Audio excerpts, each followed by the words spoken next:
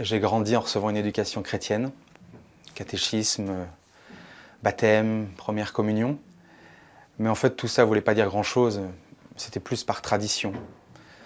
Il n'y avait pas la foi à la maison. On ne croyait pas en Dieu, on ne connaissait pas Dieu. Et en fait, depuis tout petit, j'avais un grand rêve, devenir joueur de foot professionnel.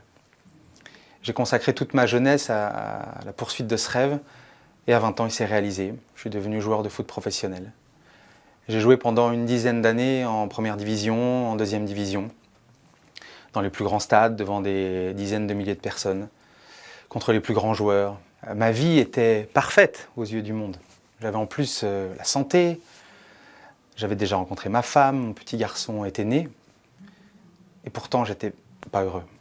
J'étais vraiment de plus en plus marqué et épuisé par la pression psychologique que je vivais, cette obligation perpétuelle d'être performant, de gagner. Voilà. Et je me sentais aussi en décalage avec l'importance qu'on donnait à un simple sport. Un jour où je rentrais chez moi, j'étais en voiture.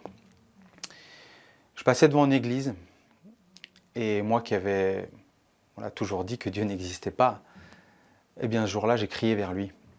Ou en tout cas j'ai crié vers quelque chose, quelqu'un. Et j'ai dit, j'en ai marre de tout ça, que ça s'arrête. Je veux être heureux maintenant. Et quelques semaines plus tard, mon contrat de joueur de foot avec le club de Caen s'est arrêté. Je me suis retrouvé au chômage. Plus aucun club de France n'a voulu de moi. On a été ruinés. En quelques mois, on a tout perdu. Alors ensuite, ce qui s'est passé, c'est que j'ai eu l'impression de découvrir petit à petit un nouveau monde.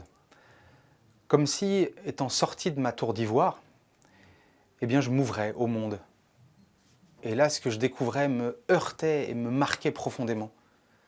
C'est-à-dire que j'ignorais pas l'existence du mal avant qu'il y avait dans le monde, mais là, ça me touchait. Je voyais sans cesse, tous les jours, à la télé, sur Internet, aux infos, des faits divers, barbares, inhumains. Et j'étais en profonde révolte. J'étais rempli de questions. J'étais rempli de questions sur le sens de tout ça. Et donc je passais des heures sur Internet à m'abreuver de toutes sortes de vidéos. Je cherchais en fait un espoir. Voilà. Quel est le sens de tout ça? Et un jour, ma vie a vraiment basculé en entendant un discours chrétien.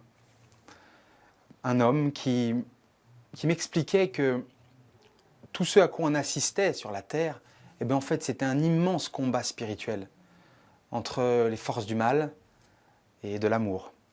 Et que l'auteur du péché, du mal, c'était Satan, c'était pas Dieu. Que Dieu était amour et que lui, il voulait nous combler de son bonheur et pour ça, il fallait se rapprocher de lui. Et en fait, ça a été une hypothèse pour moi.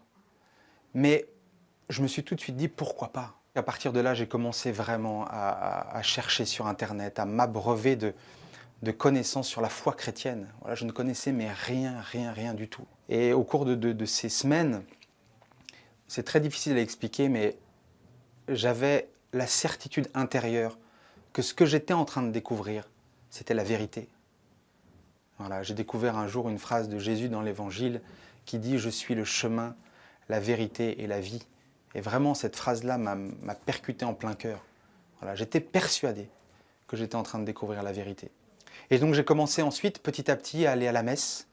Je n'avais pas mis les pieds dans une église depuis tout petit, depuis plus de 25 ans. Mais j'avais envie d'y aller parce que je voulais qu'on me parle de Dieu, qu'on me dise qui c'est Dieu, qu'est-ce qu'il faut faire pour se rapprocher de lui. Aujourd'hui, je mène une vie toute simple. Je suis revenu au football, mais d'une toute autre manière. Je joue toujours à 35 ans en amateur, en 4e division. Et je gagne 40 fois moins d'argent qu'à l'époque. La vie de notre foyer a également changé. Ma femme a découvert l'amour de Jésus. Mon petit garçon a été baptisé. Nous sommes mariés à l'église.